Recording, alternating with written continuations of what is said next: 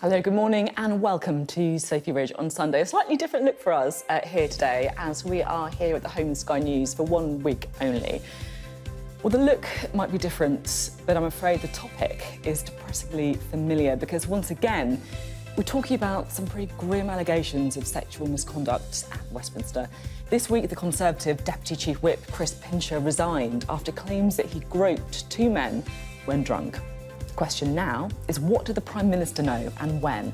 And there are, of course, wider concerns about the culture in Westminster, drinking, bad behaviour, and critically, a power imbalance that it seems that some are still taking advantage of. Difficult but important topics to discuss with our guests this morning.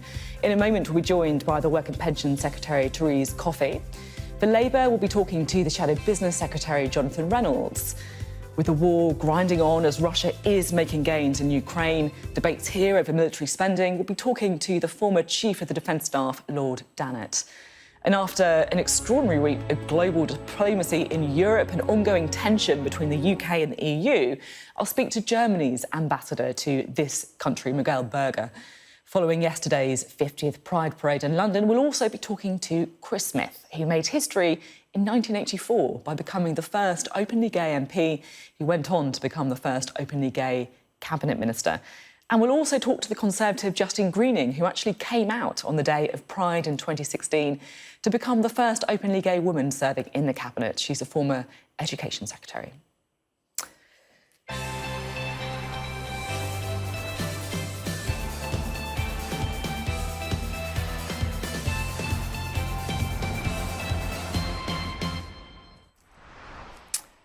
Well, let's start this morning with another very difficult round of Sunday headlines for the government, focused on sexual misconduct and the judgment of the Prime Minister. We're now joined by the Work and Pension Secretary, Therese Coffey. Thank you very much for being with us. Good morning.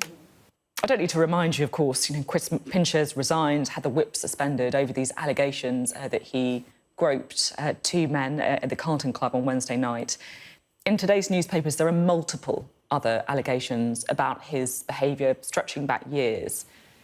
Were you aware of these concerns around the behaviour of Mr Pincher before this week?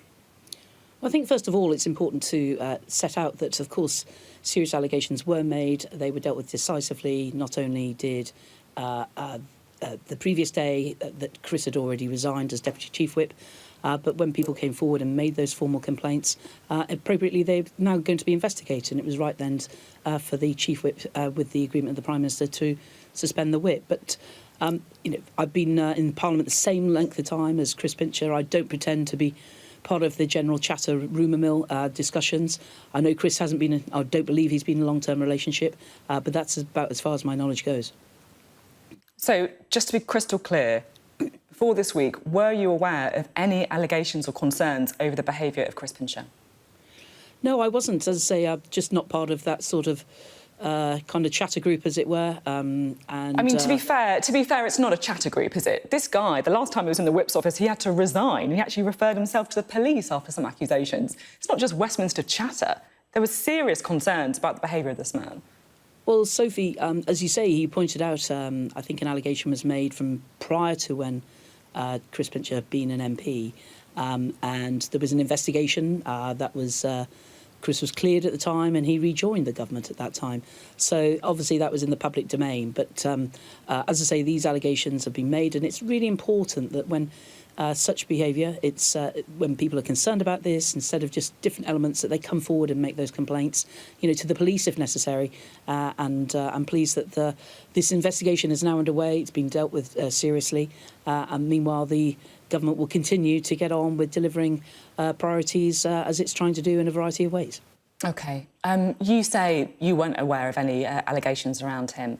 I just want to talk about what the Prime Minister knew and when, because Boris Johnson, of course, made Chris Pincher the Deputy Whip in February. When he was given that job, was the Prime Minister aware of any allegations about his behaviour? Well, I don't know about any individual conversations. It's been suggested that there was a discussion, a referral to PET, which happens with all ministerial appointments, actually, that there's an element of bit of vetting that goes on, but ultimately the decision is that of the Prime Minister. I'm clear that, I'd say I'm not part of those individual conversations. Chris had served in government before and had been a minister elsewhere, so I'm not aware that there was anything that was brought to the attention of the Prime Minister to make that change. Sorry, I'm still not really clear. You say you weren't aware of any reports. You say that everyone is passed on for vetting if they, are given a position. Was the Prime Minister aware of allegations around Chris Pincher's behaviour when he was made Deputy Chief Whip in February? Well, I've just said to you, I'm not involved in any of those direct conversations. Well, why don't you ask? I get, perhaps it's easier just to be able to come on these programmes and say, look, I don't know, so who knows? But surely you must ask to try and find out. That's the first thing that most people would do. When did the Prime Minister know? So that when I am asked this question, I can give the answer.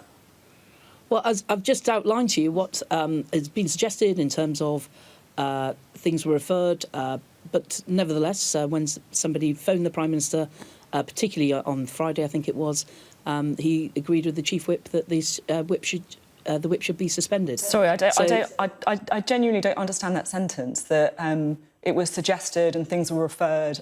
What does that mean?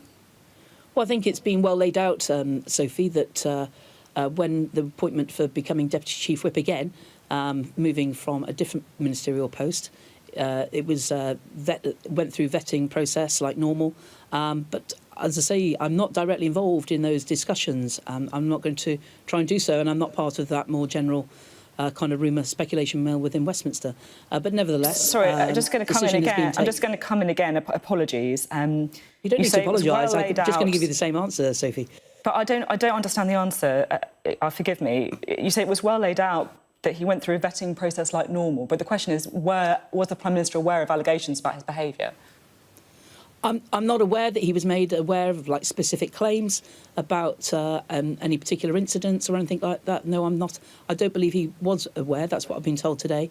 That's you were asking more about more general rumours, and I've no idea what conversations have been had. I am aware that the Prime Minister was not aware of specific claims that had been made. And as I say, when ultimately he resigned, Chris resigned resigned as Deputy Chief Whip, and then when specific things were brought directly to the attention of the Prime Minister, he agreed with the Chief Whip to suspend the whip.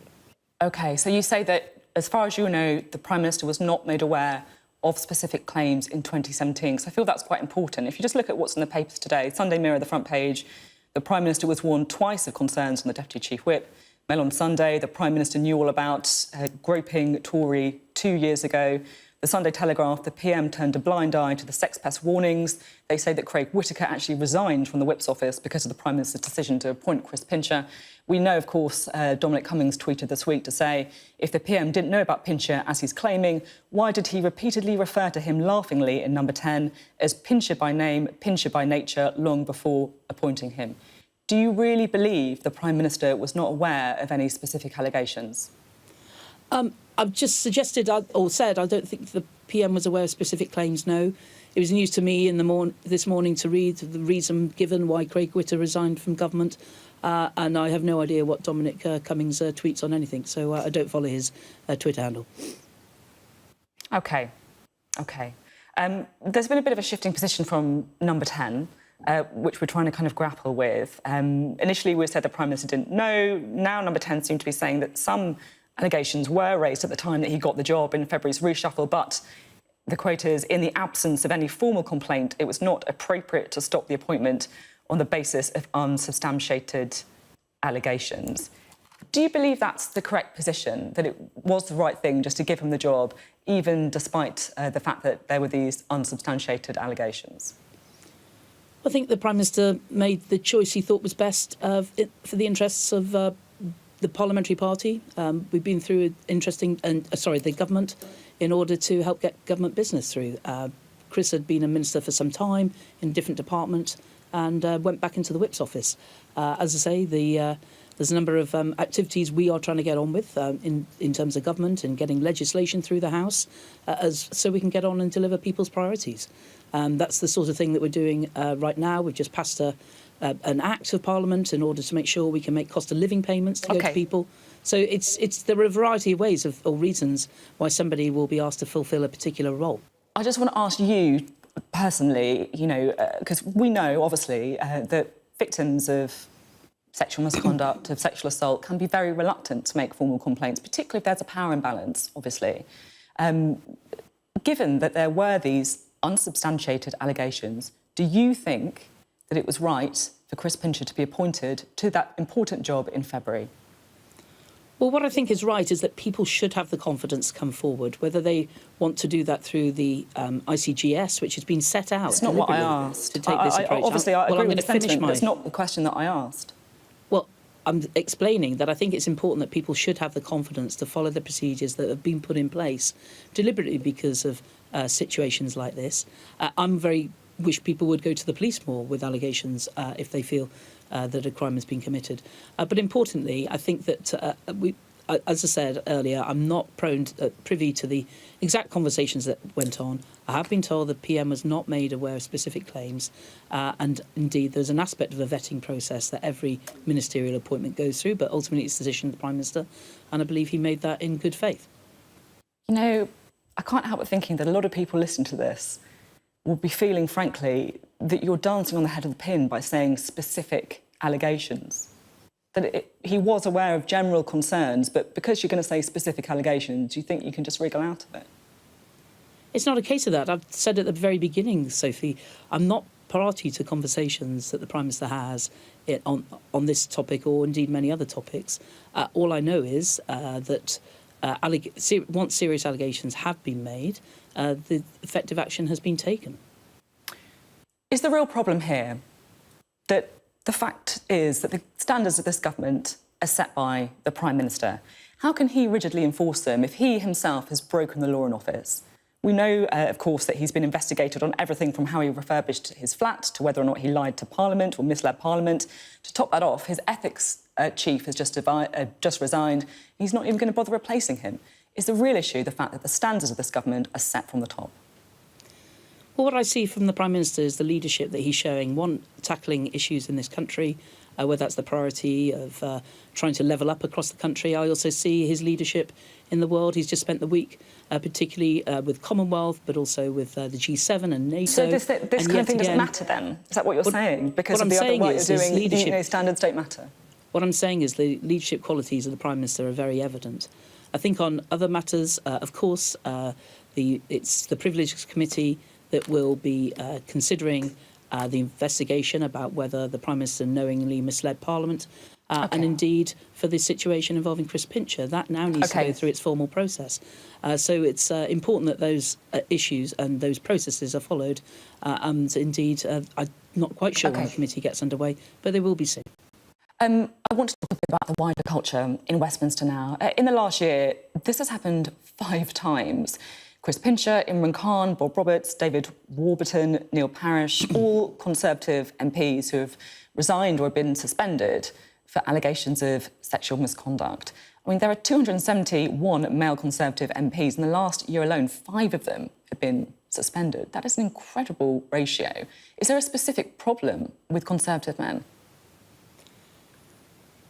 I don't think that's the case at all, Sophie. I don't know the situation, the scenarios elsewhere.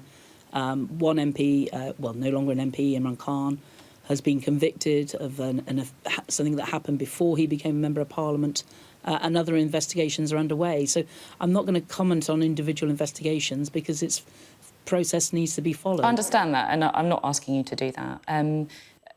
Let's because it does feel, frankly, that we're sitting in studios in regularly we're talking about the culture in Westminster. We're talking about these kind of misconduct allegations, and what I'm interested in now is what do you think should happen? There are 6 bars in the Commons and the Lords. There are 30 in the parliamentary estate. Is it time to seriously talk about closing Parliament's bars? Well, I think in terms of Parliament's bars, we have a particular sort of working hours, we have particular, and a lot of these situations that you're referring to, I don't think happened in the bars.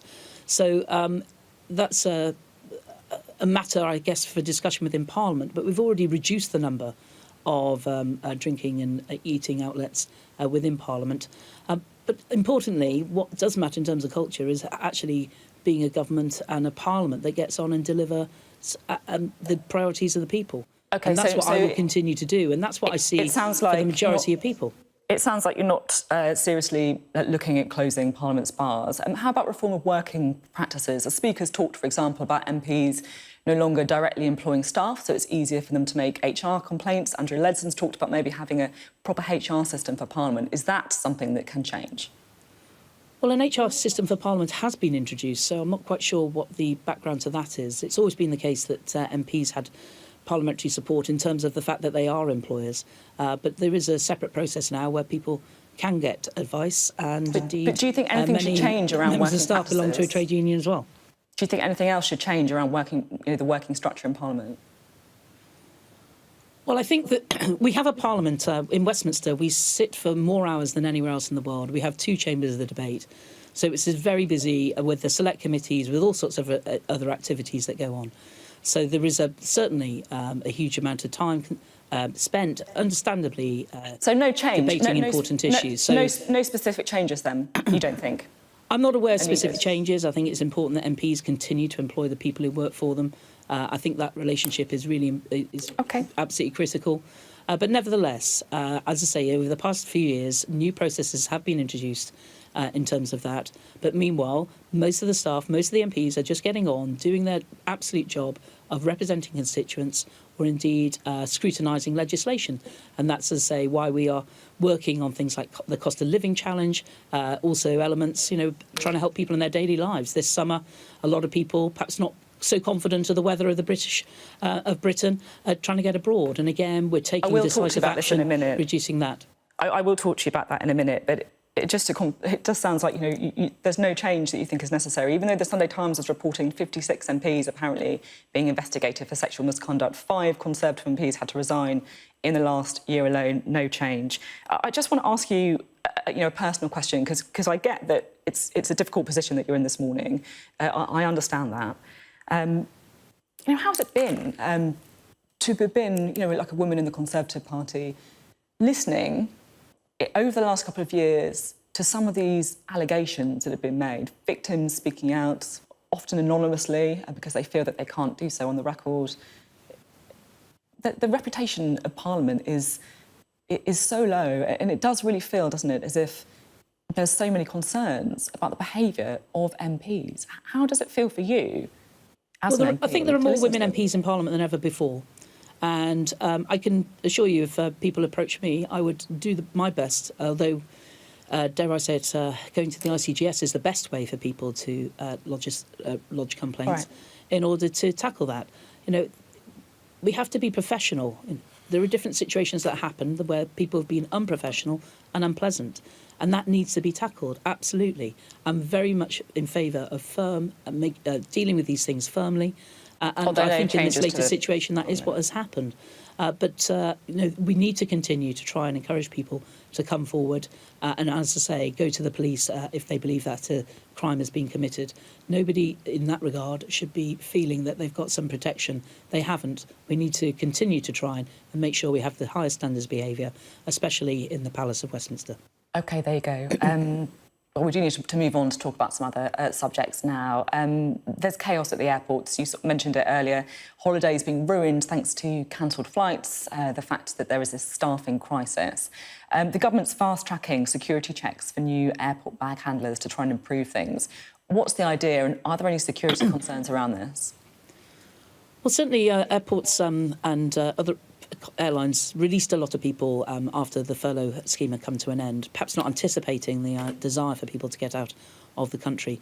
That's why we've been running job fairs in places like Gatwick Airport in order to get people into that work. I think it's really the government has responded. We've reduced the amount of time in order to do various checks. I think counter-terrorism is now down to 10 days, so we've prioritised that, recognising the pressures on airlines this summer.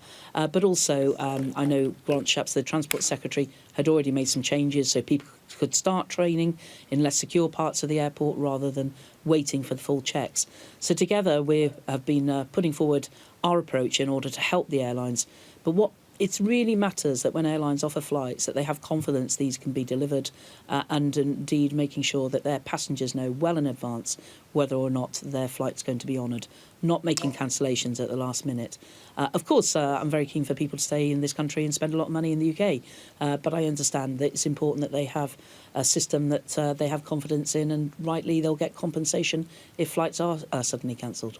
OK, we're in a slightly strange position, aren't we, where it's almost like the jobs market is a bit too hot. You have very low unemployment levels, but a record level of vacancies, 1.3 million.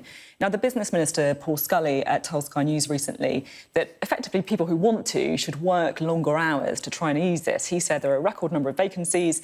There are also people who have recalibrated what they want to do when they're on furlough. We want to make sure that those people that are not necessarily working full-time through universal credit, we can get them back into work to be more productive. Do you agree with him that perhaps people recalibrated what they wanted to do during the pandemic, and actually it may be a good time to try and boost their hours? Well, I think that's a fair kind of top-level analysis. Certainly when people were put on furlough, others, they started looking for other types of jobs. They resort a different work-life balance. And I think there is something here about employers thinking about the flexibility they can offer, about whether everything has to be a 12 shift starting at 4 a.m. or whatever it is. So to try and make that more attractive to people to come and do that job again, certainly in terms of people on benefits and out of work, in the last 5 months, we've got over 500,000 people into work through our Way to Work campaign. That's a real achievement. We've had some record highs of getting people to work in the last few months, and we will continue to do that. But it's important that we try and get people to progress in work as well. But we'll keep trying to match those vacancies. And as I say, at the moment, we're having a monthly jobs fair in Gatwick Airport to try and bridge that gap. OK, and then just very finally, because we are almost out of time, Boris Johnson's election pledge to build 40 new hospitals by 2030 is now facing a review by the government spending watchdog. They're looking into the value for money review, whether the hospitals will in fact be new. It was such a big part of the election campaign, wasn't it? I remember that pledge really well. It's not a great look, is it? Well, off the top of my head, I'm trying to remember the numbers. I think we've already done 6. I think there are 5 in progress and underway. And this is a reasonably long-term project. The NAO is actually Parliament's an organisation of Parliament, and it's up to them to work with the Public Accounts Committee to decide what elements they want to investigate in terms of the use of taxpayers' money. So we are getting on with that job. And I know many communities around the country are really appreciating the additional facilities, the rebuilt facilities, as well as the brand new facilities, in order to make sure that they have 21st century healthcare available to treat them as patients. OK, thank you very much for being on the programme this morning. Therese Coffey there for the government. Well, we can turn to Labour now and talk to the Shadow Business Secretary, Jonathan Reynolds. I'm sure you were listening to that interview. Therese Coffey said that the Prime Minister was not aware of specific claims about the behaviour of Chris Pincher when he was made Deputy Chief Whip in February. What did you make of that? Well, I thought parts of that were desperate, to be honest. I think we've got to acknowledge what the consistent problem is, and it is a Conservative Party that repeatedly chooses to do what is politically expedient over what is right, and that's whether it's the matter of those MPs that were charged with serious sexual offences, Charlie Elphicke and Andrew Griffiths, who were then let back into the Conservative Party because that was the short-term interest they adopted. It's clear from what we know this morning that Chris Pincher should never have been put back into the Whip's office. It's a wider pattern of behaviour too, isn't it? I mean, Owen Paterson breaking the rules and then having the Conservative Party seeking to redraw those rules to his advantage. And if you have a situation, no matter what else is going on, where people believe no matter what they do, they will not be held accountable to that because of their relationship to Boris Johnson or the position or the internal politics of the Conservative Party, I think you are asking for the kind of problems which they have got. And I'm so frustrated that, again, the whole reputation of politics and Parliament in this country is being besmirched by this. I accept that the more recent cases have been skewed towards the Conservative Party. I do accept that. But there have been issues within the Labour Party as well, have there not? The majority of the MPs Conservative, but Mike Hill, Ivan Lewis, Calvin Hopkins, all Labour MPs who have resigned in the last few years over their conduct. The investigation to Calvin Hopkins didn't even reach a conclusion because it took so long that he resigned his membership. And the complainant in that case, Labour activist, tweeted to say that she hopes Keir Starmer listens to her concerns and fixes this broken system. Labour is also not squeaky clean on this, are you? No, well, a case like that is not acceptable, and I can tell you it wouldn't happen again. As well as being the Shadow Business Secretary, I am a member of the Labour Party's National Executive Committee. I have the humility, Sophy, to know, yes, we have problems. I'm often a person who has to respond and deal with those. But I can tell you that we don't have what I observe in the Conservative Party, which is the repeated decision to make the wrong decision if that's in whatever short-term interest they perceive they have. I don't think they've taken these things seriously. I think they've made decisions which they shouldn't have made. I can't believe some of the things that are in the papers today about what the Prime Minister may have personally been aware of before he made decisions like this. But all the politics suffers. There's no doubt about that. It affects the reputation of us all, and that's what I find so frustrating. And I think it's right that people demand better. You know, it feels kind of slightly depressing that, you know, I do these interviews about these stories on a relatively regular basis, and I often ask people what should actually change in Parliament, and it feels as if people just don't come up with any answers. Therese Coffey was defending the use of bars, defending the use of MPs directly employing their staff, and I just wonder what your position is on that. 30 bars in the parliamentary estate, 6 in the House of Commons, the House of Lords. Is it now time to shut the bars? Look, I don't think, Sophy, Parliament has the kind of modern workplace culture that it should have. I think there's further to go on that. But I would just say, if you look at these particular instances, actually few of them are in Parliament itself. So for me, it comes down to something bigger than the hospitality arrangements. It's about power, it's about accountability, it's about the standards that are set by the leader, by the leader of each political party. And I cannot see Boris Johnson as being the kind of person to somehow improve the culture of the Conservative Party. He himself, you know, we don't even need to go through the things that he has been involved in. So you don't, just to go back to the question, you don't think there's a need to shut Parliament's bars then? Well, I think there is only one major bar for members of Parliament. There's a one for staff as well. I'm not sure the other ones are probably the restaurants. But no, I don't think that is the issue. I think the problem is not... You could shut every bar in Westminster, but if you've got a Conservative Party that does not take these issues seriously, that gives people a get-out-of-jail-free card... But genuinely, you know, I do think most people listening to this just won't understand. Like, lots of people work long hours, lots of people work late. Very, very few people work in workplaces where there is a drinking culture that is effectively encouraged because you have bars in Parliament. Well, I wouldn't say it's encouraged. Most people are doing an incredibly professional job, and where there are, for instance, there's a bar for staff members, I think that is, to be honest, absolutely fine. What I'm trying to say to you is this is not the core of the issue. You know, okay. I think particularly the Chris Pinch case, I understand, was at the Conservative Party's private members club, the Carlton Club. Okay. So there are other issues than the bars, and that cannot be the side issue. We've got to address the core of this, which is poor behaviour that's been set from the top. What about the idea put forward by the Speaker that MPs should no longer directly employ their own staff, which would obviously make, you know, HR complaints easier if it's your direct line manager that is, you know, the issue? I'd have no complaints personally about that. I think as long as MPs are able to select interview and select the right staff members for them. I would also say the most important thing in any workplace... Just to come in, if you don't mind, because you obviously are upset by this story. I get it. You know, you've come on and very strongly explained why you find it troubling.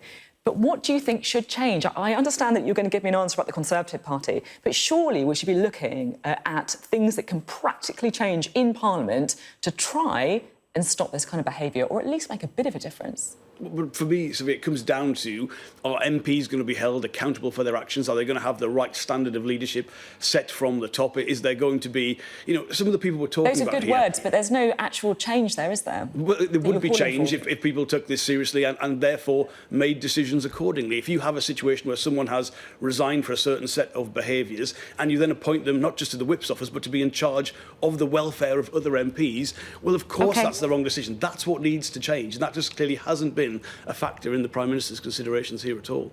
OK. There's, just to move on to some other issues now, there's chaos at the airports at the minute. Anyone trying to book a holiday will be very well aware of it. The government's come forward with some plans today where they want to fast-track security checks for baggage handlers to try and ease the staffing issues. Does Labour support that, or are you worried about any security risk? Well, I want to see the Department of Transport get a grip on this travel chaos. I saw that story last night. To be frank, I think they've probably just come up with that to try and get through the media round today. There seems to me to have been no planning at the stage of the pandemic that required it to look at what would happen when we came out of the pandemic in terms of the job losses that had taken place at airports in particular, about the complex relationship between the Home Office employees, the airline staff and the airport staff, to make sure we had the capacity to do it. So it feels like they're playing a little bit of catch-up today, but they do need to get a grip of it.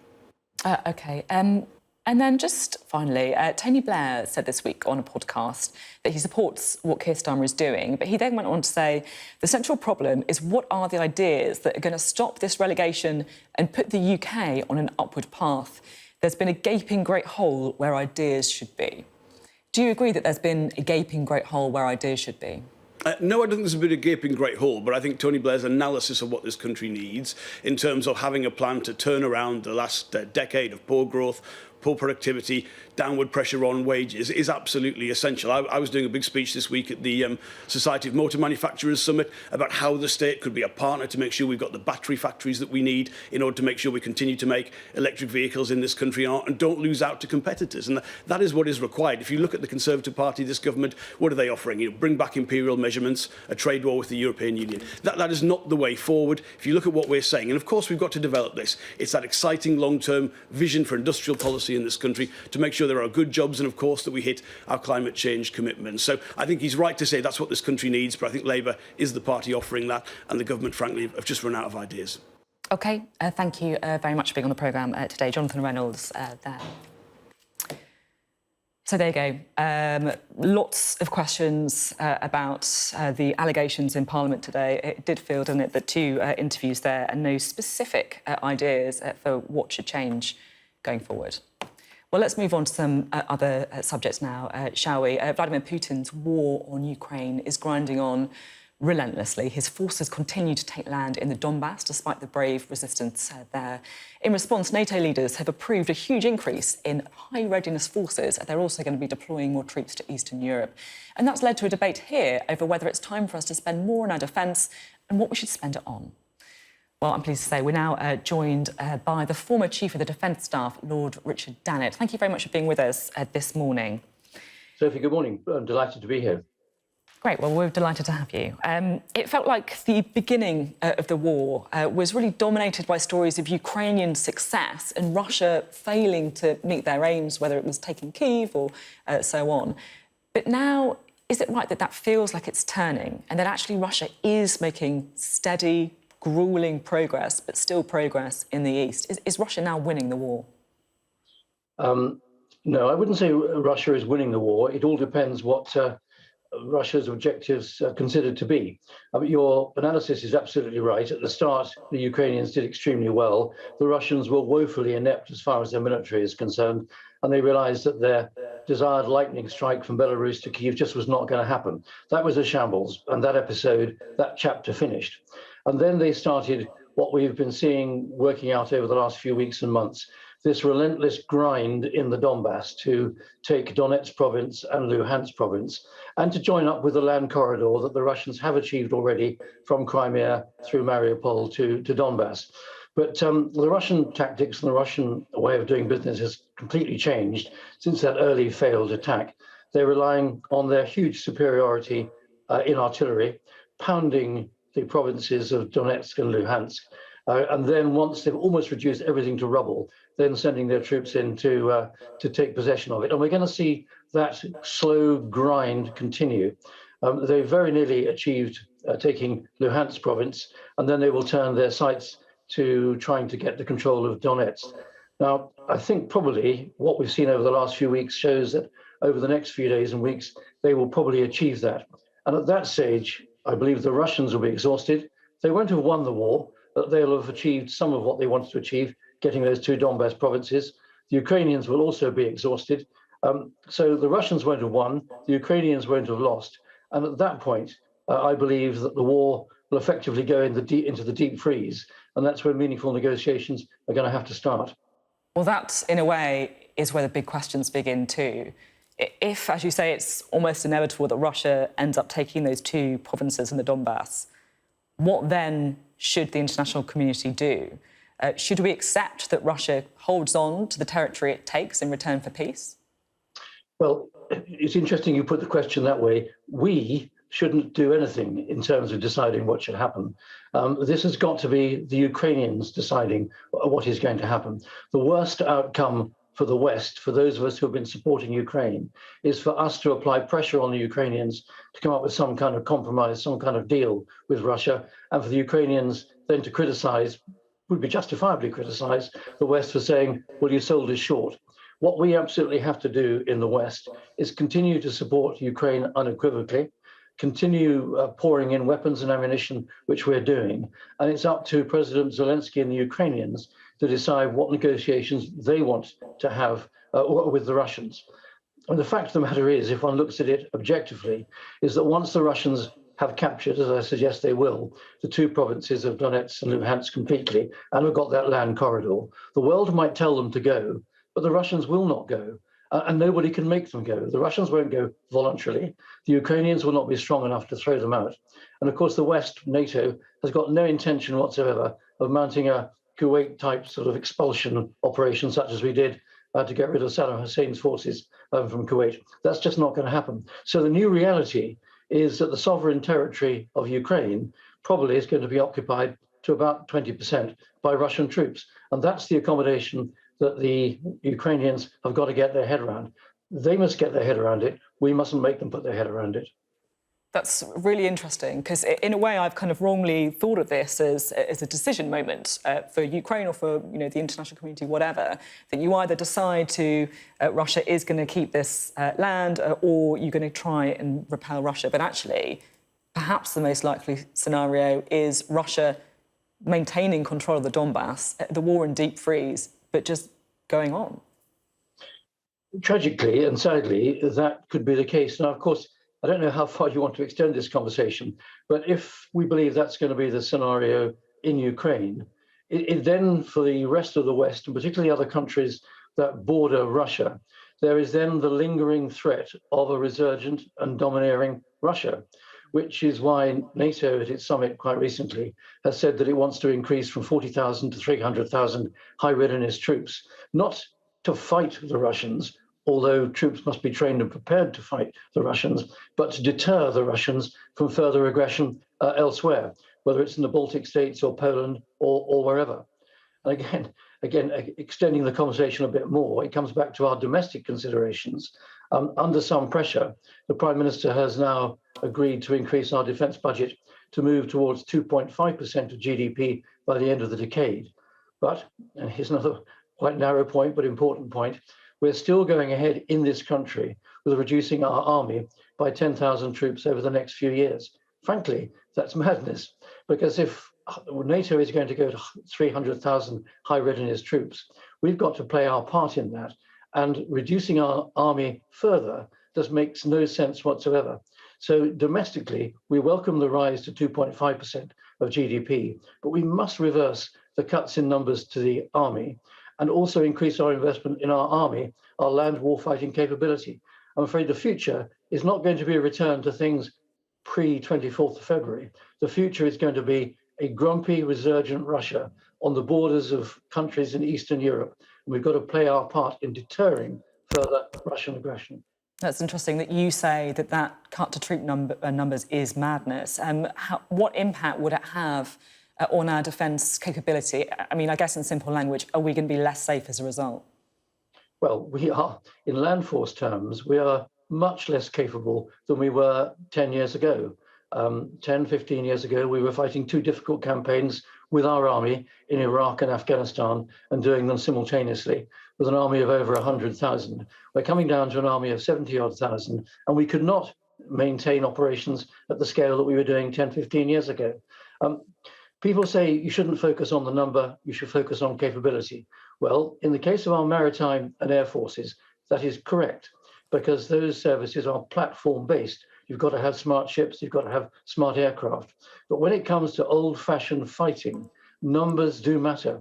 And to have an army of only just over 70,000, 30% down from where we were 10 years ago, is going to leave us woefully short if we find that we've got to maintain large number of troops at high readiness forward deployed in Eastern Europe. It's a mere fact of life. We'll break the remainder of our army if our army is not large enough, trained well enough, and equipped well enough to do what the government of the day wants us to do. You can't make people work endlessly with too small numbers. So numbers in the terms of our land forces really, really matter. It's fascinating to listen to you. Now, this week, the former National Security Advisor, Kim Darroch, said that NATO has to be ready for a Russian nuclear strike. Do you agree, and what does that mean? Well, the West is always ready to respond to a nuclear strike. But let's not get carried away with this. We absolutely do not want to see anybody using nuclear weapons in Europe or elsewhere. We all know from our history books what the awful consequence was of the 2 atom bombs in Japan in 1945. Modern nuclear weapons are much more powerful than that. We don't even want to see a small tactical nuclear weapon being used. So I think Kim Darroch, it's perfectly reasonable to say what he has said, but we should be under no illusion that our British nuclear deterrent is always at high readiness. So is the United States, ready to watch whatever Russia might or might not do. I think the thing that's really important here is to keep this conflict in Ukraine within the concept of what we would call a limited war, limited in geography and limited by the means that are being used. And one of the limits is the tacit agreement that neither side will use nuclear weapons. They might say they're prepared to do so. What's really important is that our defenses are ready. And I think the other thing people have got to remember, perhaps be a little bit less fearful, is Vladimir Putin can't get up one morning and think, well, this is not going very well, I'm going to push the button. Even within the Russian nuclear firing chain, it requires a number of people to confirm that decision and confirm certain actions. So he can't just get out of bed in the morning and push a button. It's not as simple as that. But important thing is that our defenses are ready, but let's keep this below the nuclear threshold and work it out in, I was going to say a civilized way. Well, what the Russians are doing is not civilized, but in at least a vaguely rational way. OK, understood. Very briefly, as we are out of time, but there is one more question I do want to squeeze in. We've seen, of course, these very upsetting stories about British people being accused of being mercenaries by Russia. 2 more British men are captured by the Russians and, again, accused of being mercenaries. Is there anything that the government can do in this situation? Well, I think they can make representations to Russia through the Ukrainians, reminding that these are British citizens. But you know, if people, for their own reasons, decide to get themselves involved in somebody else's war, they've really got to take the consequences of their own actions. Now, that said, the death sentence being passed on to former British servicemen who have been held, that's really quite outrageous. Those 2, for example, were properly enlisted in the Ukrainian army, and therefore they should be treated like prisoners of war, be they Ukrainian or be they British. This whole business is most unfortunate, and I would certainly say to anybody that's thinking of adventuring a little bit into Ukraine, be very, very careful. This actually is not your fight, but if you find yourself being taken prisoner by the Russians, then frankly, it may be out of your control. It may be even out of the British government's hands. Thank you so much for being on the programme this morning. It's been really interesting. I certainly feel like I've learned something from the interview. Thank you. Thanks, Sophie. Well, the NATO meeting this week was a show of Western unity and strength in the face of Russian aggression. But divisions, of course, do remain between the UK and the EU closer to home, specifically over the Northern Ireland Protocol and the British government's plans to change or scrap parts of it. The EU says it will respond with legal action. Some think it could lead to a trade war. So what is the state of the relationship between the UK and the EU's largest and most powerful nation? Germany's ambassador to the UK, Miguel Berger, joins us now. Thank you very much for being with us. I just want to start with Ukraine after that interview with Lord Dannatt, who said that the perhaps most likely scenario is the war goes into deep freeze, Russia takes the Donbass, and it's very difficult then to get those Russian troops out. Is that also Germany's assessment? Yeah, I think it's one of the possible outcomes of this terrible war, that we might go into a deep freeze. But, you know, I would not exclude that Russia might push towards Odessa, because we have so far not seen that Putin has scaled down on his ambitions. And Putin is watching very closely and the unity of the Western alliance. But, you know, I think the messages which came out of the G7 summit, especially the NATO summit, with the 300,000 troops now on high alert, I think that at least has sent a very strong message towards Russia. Given the Russian aggression that you speak of there, do you feel that Germany has been a bit sluggish in providing heavy weapons to Ukraine, particularly in comparison to the UK and the US? No, I would say that the difference was that in Germany we had really to change totally our approach, and that was made by Chancellor Scholz in his speech very early in February on Zeitenwende, which means really a total new approach concerning 100 billion for the German army, which means that we are going to have the largest armed forces in Europe again. We have started later than the US and UK sending heavy weapons, but I think the multi-rocket launchers, which we are sending together with US and UK, but also the howitzers, self-propelled howitzers, I think they are already having an effect. We always can and we have to do more. And Sophie, my concern is really that we as NATO, as Western alliance, we have to be capable of supporting Ukraine if this war drags on for weeks and months. And that will be also a challenge for our armed forces. I understand, of course, the shift in German position, but it has taken a while to get to this point. This is President Zelensky just 2 weeks ago. Every leader of our partner countries, and naturally the Chancellor Scholz of Germany, knows exactly what Ukraine needs. It's just that the deliveries from Germany are still less than they could be. It has taken a long time for you to get here. You will acknowledge that. Yes, as I said, we started later than other countries with the delivery. But, you know, we have done other issues. For example, we did exchanges of arms with the Czech Republic, allowing them to deliver Russian-made tanks to Ukraine. We did the same with Greece. We sent our missile defense systems to Slovakia, allowing them to send systems. That is something that other countries have not done. So if you take the overall picture, I think Germany is very close to what the UK is doing. Of course, Germany is very reliant on Russia for oil and gas. I think you rely on Russia for more than a third of its gas. And the German foreign minister has said that there's a hybrid war going on as Russia cuts those supplies to Europe. How concerned are you about the supply of oil and gas? Yes, I think we have to be very concerned, especially on gas. On oil, we have managed to reduce in the last 2-3 months the dependency from over 30% to only 12%, because you have an international oil market where you can get oil from other countries. On gas, it's not so easy. You need infrastructure, you need LNG terminals. We have invested in them. So we have bought 4 floating LNG terminals, which will arrive in Germany before the end of the year. But obviously, if Russia has reduced gas delivery to only 40%, so Germany has declared gas emergency, and that means if this continues, or if Russia would really cut gas supply, that we will have to stop delivery to some sectors of our industry, that heating in the autumn and winter might turn into a problem. So I can tell you there is quite some concern. OK, I want to talk to you a little bit now about the Northern Ireland Protocol, if I may. You were in Belfast last week. Do you accept that the Northern Ireland Protocol currently isn't working? And are you optimistic that there is a solution that can be found? Yeah, you know, for me it was very interesting these 3 days in Belfast, talking with all stakeholders.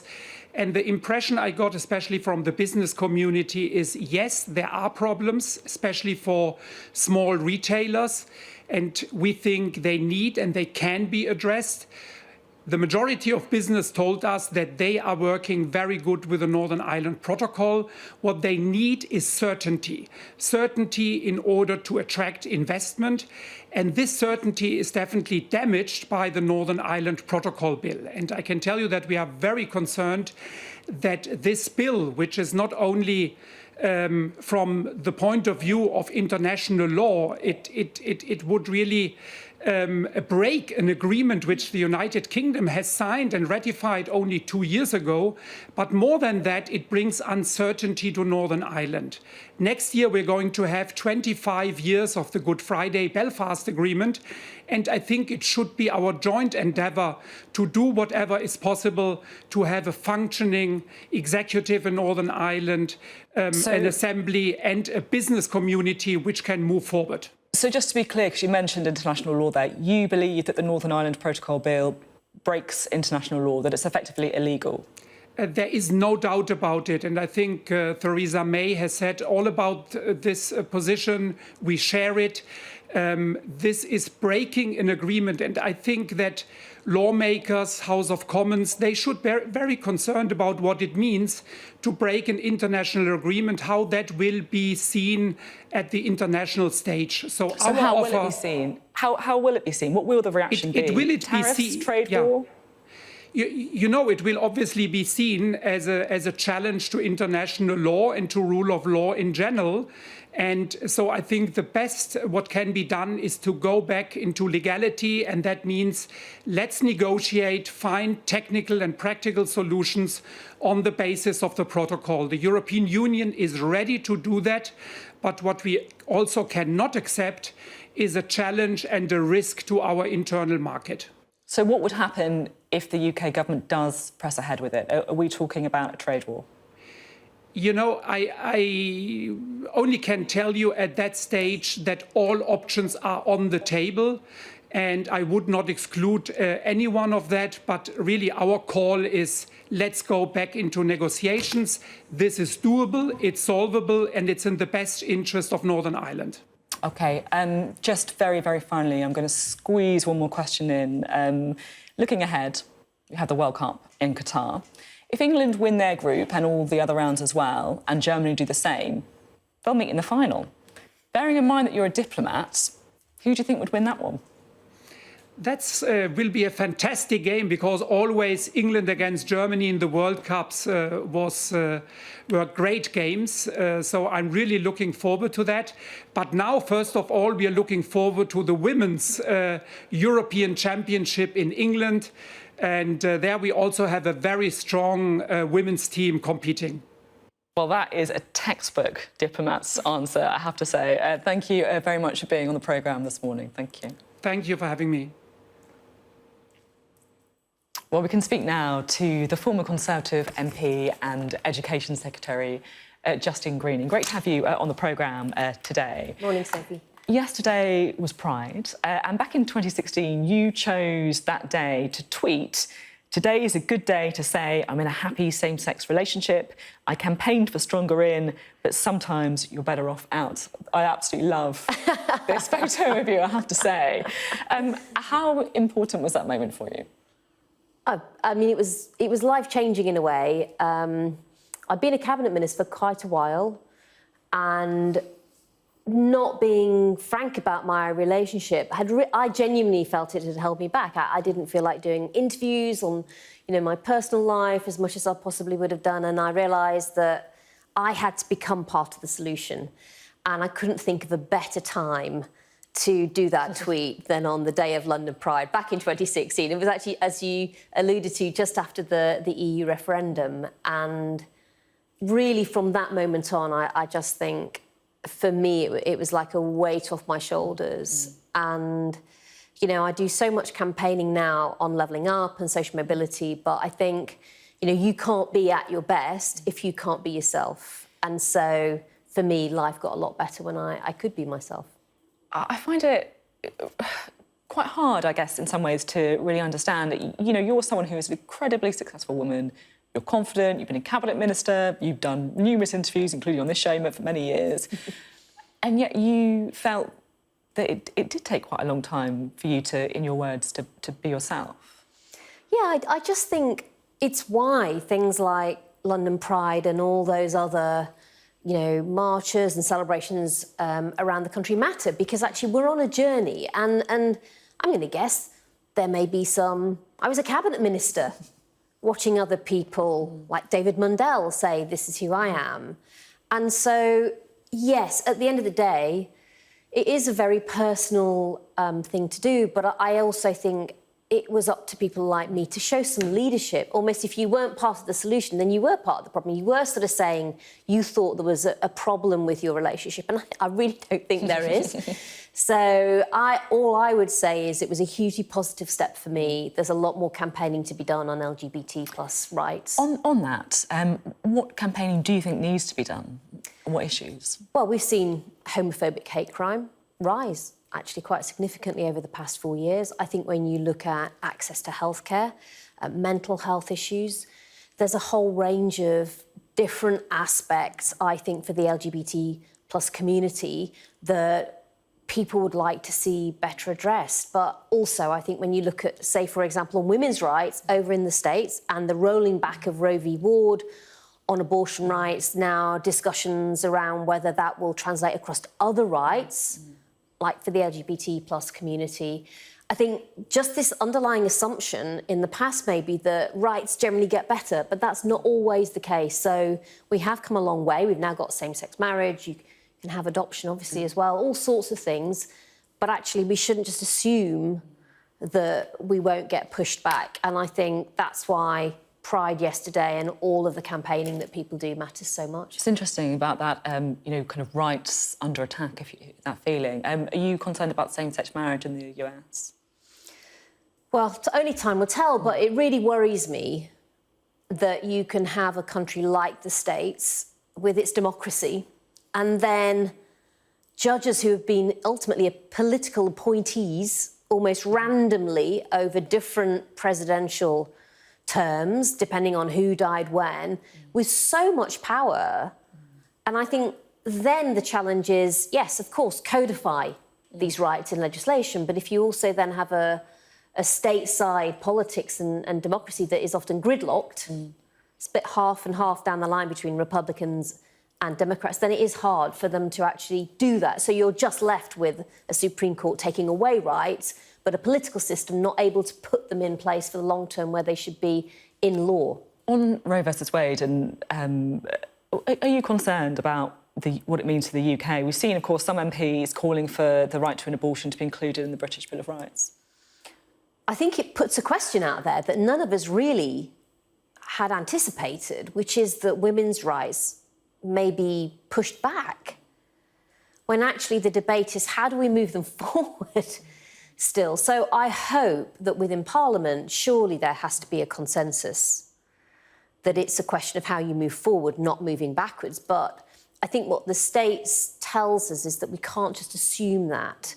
And I think for not just female parliamentarians, but you know, men and women, the cross-party consensus as well that we've had, I think it's time to redouble those efforts, whether it's on gender pay gap and some of those policy areas that government's got, whether it's the campaigning around abortion, whether it's around just generally seeing women do better across society. All of those things really, really matter, I think. At the beginning, when I was talking to you about, you know, different campaigns for LGBT, you mentioned homophobic hate crime going up, which is, again, something that in the research of the interview I saw, and actually was quite sort of shocked by, I guess. It's not what I had expected. You kind of think that these things will just progressively get better. Why, I think maybe an impossible question, but why do you think it does seem as though these crimes are going up? I think it's because there are people in every country, but including ours, who just think this has all gone too far.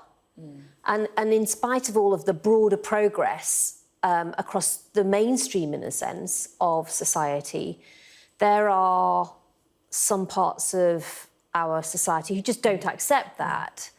And the problem is, I think, particularly also in an internet age, they're able to sort of find one another and have those conversations and self-validate them, which is why it does really matter that you keep the fight going on LGBT plus rights.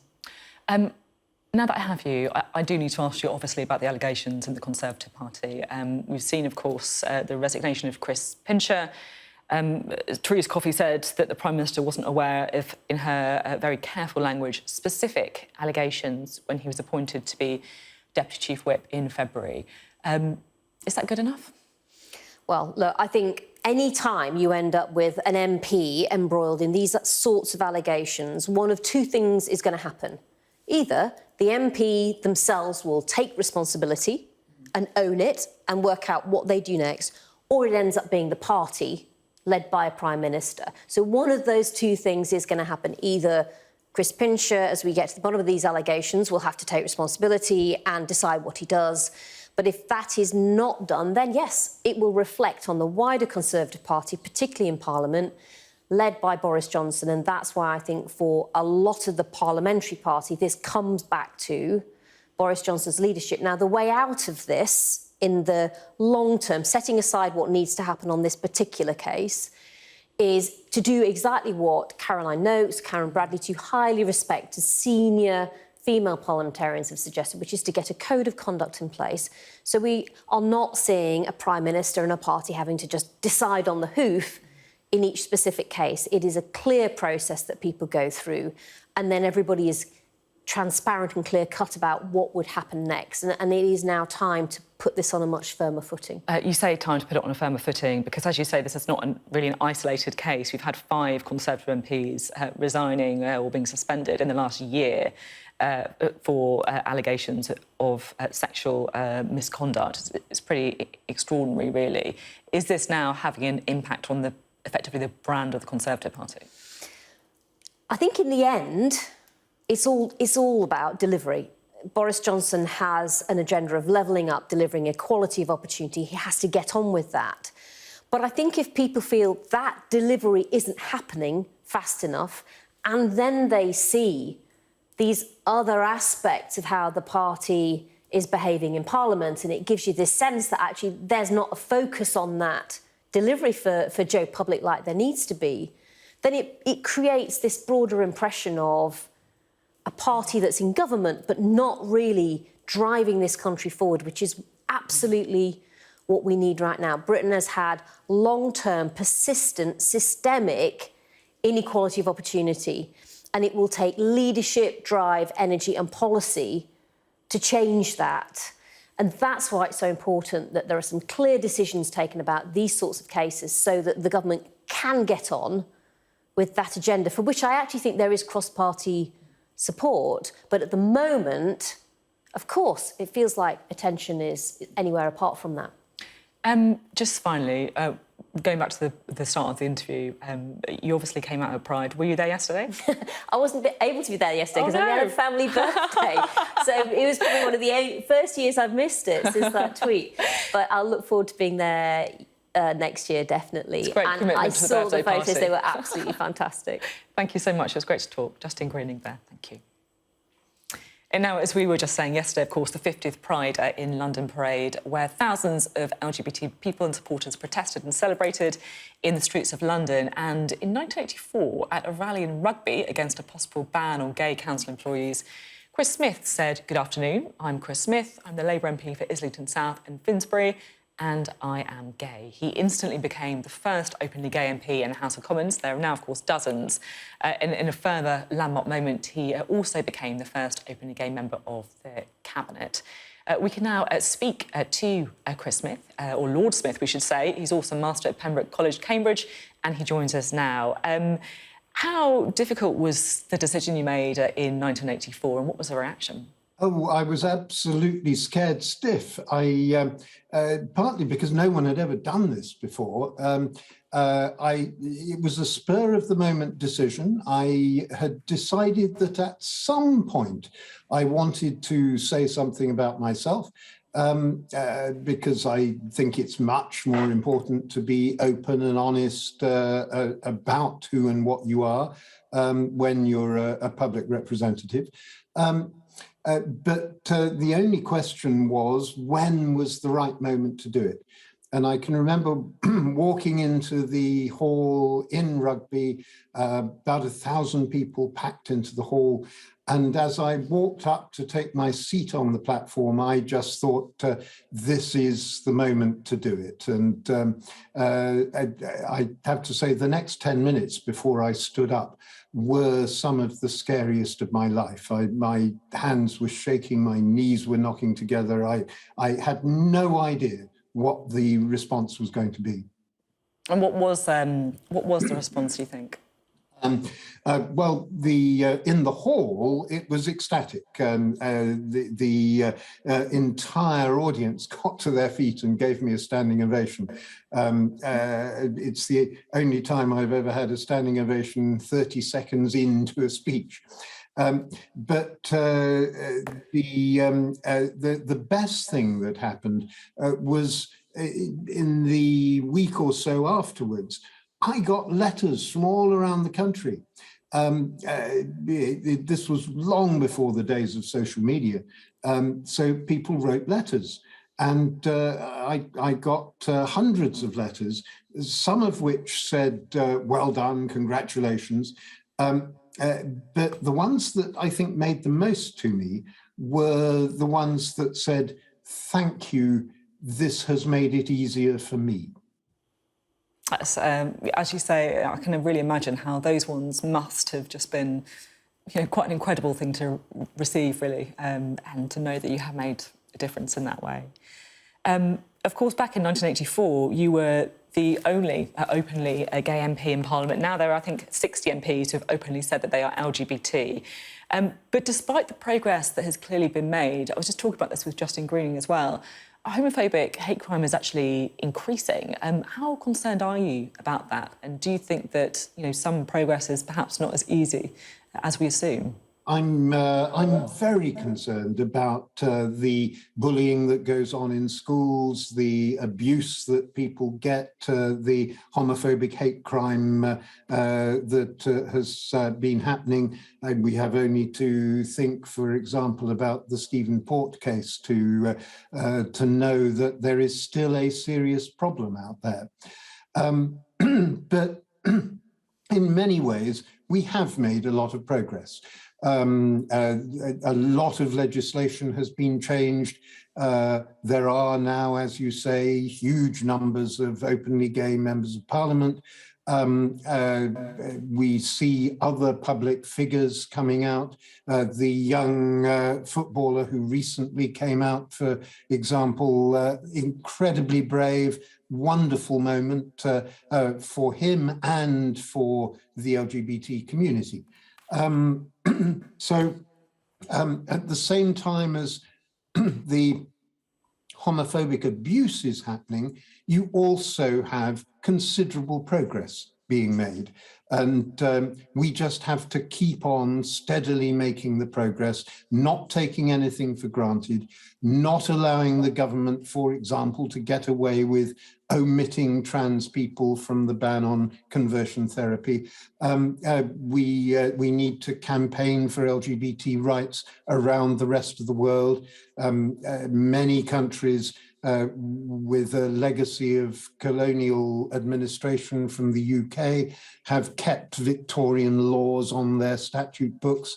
There's a huge amount still to be done, but we also need to be glad about what has happened and what we have been able to achieve. And that's why a moment like celebrating the 50th anniversary of Pride is so important. To your right, while I've got you just finally, the news today, of course, is dominated by yet another sexual misconduct scandal. Chris Pincher, just the latest resignation. What do you think was worse, the sleaze scandal under John Major or the one that the Conservative Party is currently going through?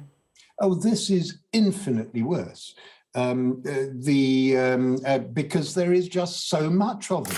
And it's not just the occasional looking at porn in the House of Commons on your iPhone, or furtively groping young men in the Carlton Club.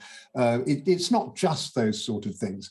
It's the scandal, the real scandal of all the contracts which were issued in a hurry to untested, untried companies in the first outbreaks of COVID. It's the ignoring of the law of the country so frequently in Downing Street. There's a whole litany of stuff. It is infinitely worse than it was before. Infinitely worse. There you go. Thank you so much for coming on the programme. It was lovely to hear your story about what happened when you first decided to come out. So thank you so much. Thank you very much. Well, pretty varied programme today, I think you'll probably agree. That is it for this week's Sophy Ridge on Sunday. In a moment after the break, we're going to run through today's interviews, including, of course, that one with Therese Coffey, see what we learned. We're joined by our Deputy Political Editor, Sam Coates, interested to hear his views on that. Thank you for joining us this Sunday morning.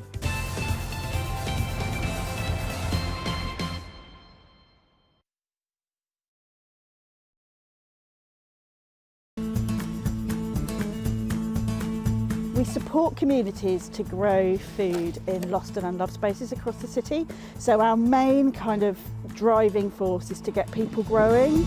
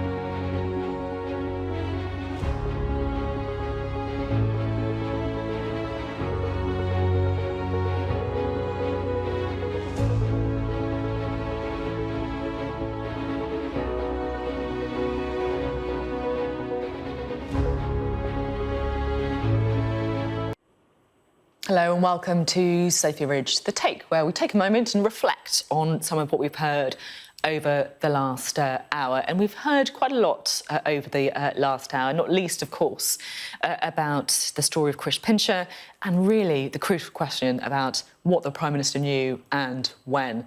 Did we find much out? Well, we'll try and work it out. We'll be joined by our Deputy Political Editor, Sam Coates, as we dissect all of the reaction to just the latest misconduct scandal to hit the Conservative Party.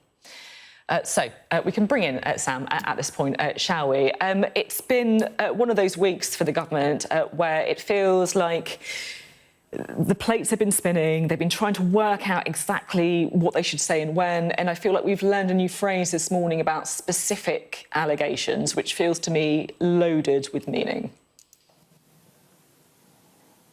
That's right, Sophie. Good morning. To be fair, I thought that the conversation that you had with Therese Coffey this morning was striking in many ways. It was excruciating and it was remarkable to watch a veteran cabinet minister sidestep, resort to the passive tense, try and swerve around questions. But then again, what is a cabinet minister to do on a morning like this morning where they are sent out to defend the Prime Minister on the central question of what he knew and when about a senior figure in his government and what he got up to, and mount that case for the defence when the front page of the Mail on Sunday, which is hardly the most hostile of newspapers in this country, says that the Prime Minister himself said of Chris Pincher, he's handsy, that's a problem, Pincher by name, Pincher by nature. Who would be a cabinet minister this morning, Sophie, who has to defend the decision to reappoint Chris Pincher as a deputy chief whip just earlier this year? That's just one of the reasons that made your interview with Therese Coffey so striking. Well, let's go to some of it, shall we? I thought, Sam, as well, it was quite interesting because Therese Coffey made it very clear at one point, that's what I was told. I thought that was quite an interesting line from her. But let's hear a bit from Therese Coffey, shall we? I started by asking her just how much the Prime Minister knew about Chris Pincher's conduct before the allegations on Wednesday night surfaced, and specifically, of course, when he made him the Deputy Chief Whip back in February. Was the Prime Minister aware of allegations around Chris Pincher's behaviour when he was made Deputy Chief Whip in February? Well, I've just said to you, I'm not involved in any of those direct conversations. Well, why don't you ask? I don't. I get. Perhaps it's easier just to be able to come on these programmes and say, look, I don't know, so who knows? But surely you must ask to try and find out. That's the first thing that most people would do. When did the Prime Minister know? So that when I am asked this question, I can give the answer.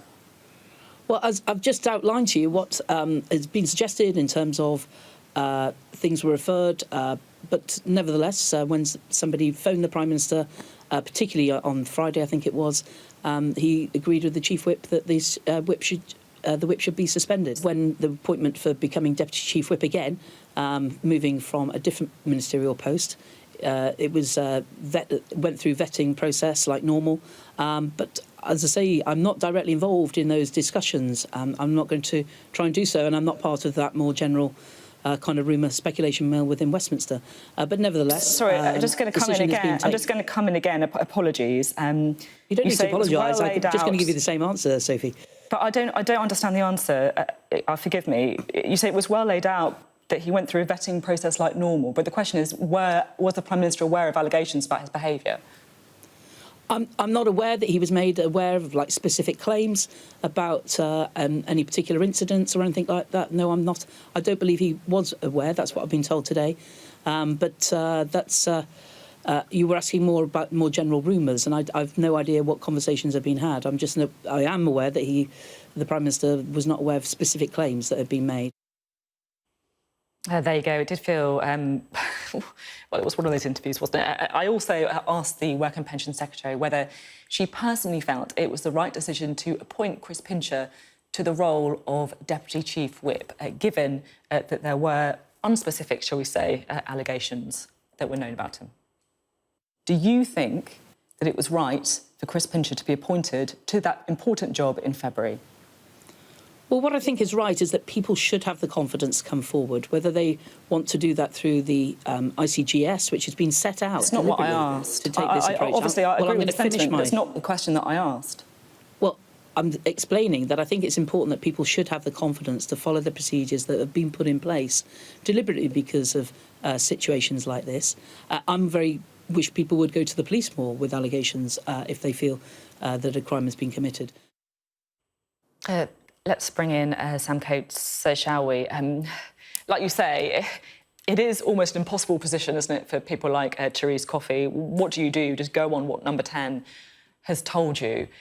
But it feels to me like this is quite an unsustainable position for Number 10, this line, that the Prime Minister was not aware of specific allegations. I genuinely, as I tried to reflect in that interview, I'm really not sure what that means. What constitutes a specific allegation? Well, I think you're absolutely right, Sophie. I thought I learned so much from that interview, not quite from what Therese Coffey said, but how she answered your questions. Now, listen, what I mean by that is it took 4 goes for you to get something of an answer to the question, did the Prime Minister know about allegations in advance? Now, it was entirely up to Therese Coffey, perhaps if she strongly believed the line that Boris Johnson had no idea, to come out hard fighting on behalf of the Prime Minister, fighting with the Downing Street line up front that he didn't know about any specific allegations. She could have barreled in and made that point very firmly. And I think that Therese Coffey's reluctance to do that, use that line of defence that she admitted she'd been given from Number 10 until the 4th time of trying, indicated there was something going on in Therese Coffey's brain that suggested she just didn't want to make that line of defence front and centre. She wanted to say she wasn't involved in the conversation. She was, let's be honest about it, she was deeply uncomfortable about the line she was being asked by Number 10 to use. Now, that must tell you both about the discomfort that cabinet ministers are feeling, but also the fact that they're still, despite that discomfort, willing to come on shows like yours and defend the government. That is a horrendous position. As you say, Sophie, it feels unsustainable, but unsustainable to what end? I mean, there is clearly pressure growing once this investigation is out of the way, perhaps for Chris Pincher to be not only permanently stripped of the whip, but maybe lose his seat. That would be a difficult by-election, an important by-election for all sides in the Staffordshire seat of Tamworth. But what does Therese Coffey go away from this morning's interview thinking? What do other cabinet ministers who don't believe the lines that they're being asked by Number 10 to defend go away from mornings like this morning thinking? Or do they just think, well, I'm doing good in cabinet, I think on balance this government is a good thing, so I'm going to stick with it and say whatever's necessary? Difficult indeed. Let's bring in the Labour reaction now, shall we? Because we did, of course, talk to Shadow Business Secretary Jonathan Reynolds, who had some strong language about the incidents. Let's listen to him. Yes, we have problems. I'm often a person who has to respond and deal with those. But I can tell you that we don't have what I observe in the Conservative Party, which is the repeated decision to make the wrong decision if that's in whatever short-term interest they perceive they have. I don't think they've taken these things seriously. I think they've made decisions which they shouldn't have made. I can't believe some of the things that are in the papers today about what the Prime Minister may have personally been aware of before he made decisions like this. But all the politics suffers. There's no doubt about that. It affects the reputation of us all, and that's what I find so frustrating. And I think it's right that people demand better. If you look at these particular incidents, actually few of them are in Parliament itself. So for me, it comes down to something bigger than the hospitality arrangements. It's about power, it's about accountability, it's about the standards that are set by the leader, and by the leader of each political party. And I cannot see Boris Johnson as being the kind of person to somehow improve the culture of the Conservative Party. He himself, we don't even need to go through the things that he has been involved in. So you don't, or just to go back to the question, you don't think there's a need to shut Parliament's bars then? Well, I think there is only one major bar for members of Parliament. There's one for staff as well. I'm not sure the other ones are probably the restaurants. But no, I don't think that is the issue. I think the problem is not... You could shut every bar in Westminster, but if you've got a Conservative Party that does not take these issues seriously, that gives people a get-out-of-jail-free card... But genuinely, I do think most people listening to this just won't understand. Like, lots of people work long hours, lots of people work late. Very, very few people work in workplaces where there is a drinking culture that is effectively encouraged because you have bars in Parliament. Well, I wouldn't say it's encouraged. Most people are doing an incredibly professional job, and where there are, for instance, there's a bar for staff members, I think that is, to be honest, absolutely fine. And what I'm trying to say to you is this is not the core of the issue. That was Jonathan Reynolds there. Well, let's talk now to Sam Coates, shall we? It's funny, just listening back to that, I kind of sort of sensed actually maybe my frustration coming out slightly, because we have lots of really strong words from politicians about, the culture, about power, about protecting vulnerable people, and also just everyone, I guess, in Parliament as well. And yet I've done so many of these interviews over the years, and nobody, it feels, is actually willing to really commit to any meaningful change in Parliament, it seems, whether it's the bars, whether it's the HR practices between MPs and staff. There's not much in the words of solutions, is there? There isn't. I mean, I feel like I was sitting here just 4 to 6 weeks ago and we were having a discussion about whether or not the bars should shut and whether or not the way that MP staff is employed should change in order to tilt the balance a bit more in favour of the staff and take a bit of the power away from MPs who wield so much power for good, but also occasionally for ill. And the answer from pretty much all sides now, I think you've got, because you put there from Jonathan Reynolds for Labour, was no, we don't want to shut the bars, no, we don't want to change the employment contracts, we've got to be able to work with who we want to.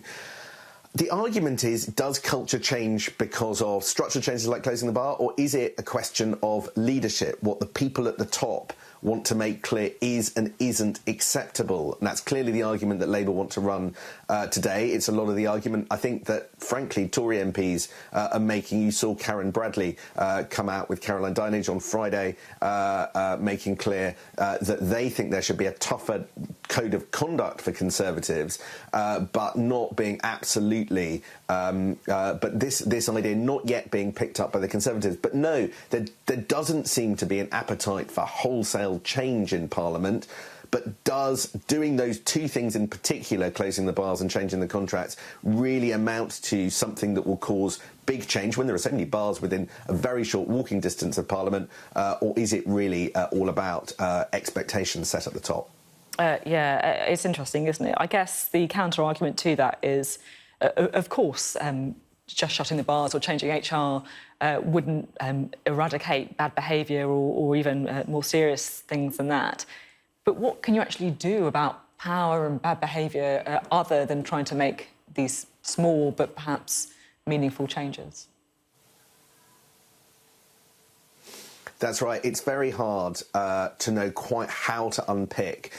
In many ways, life as an MP in the Houses of Parliament is a bit more akin to some kind of away day conference. MPs are away from their families. They work incredibly unusual hours. And I suspect it's that working culture imposed by the fact that people are coming from all over the country to represent their MPs and vote on laws, often at antisocial times of the night, that is behind the culture that we talk about so often. There have been modifications to the operating hours of Parliament. They're a bit more humane some days of the week, but ultimately there's a lot of evening work, particularly some of those crunch votes that we always report on happening at 5, 6, 7, 8 at night. No chance for a lot of people to get home anything like sensible hours.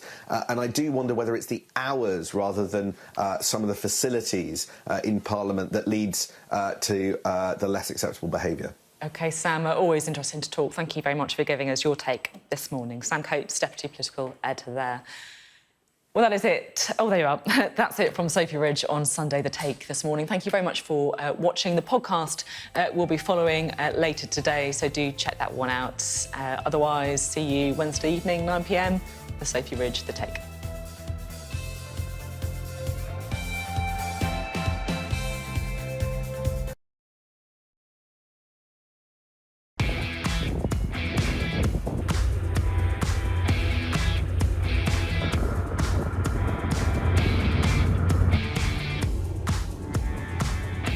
Con eso ya podemos ir evaluando entonces cómo el cambio climático va a afectar estos ecosistemas y eso cómo afecta prácticamente toda la cadena. O sea, si afectamos a los productores primarios, que son las microalgas, vamos a ver afectado obviamente todo el resto de los organismos.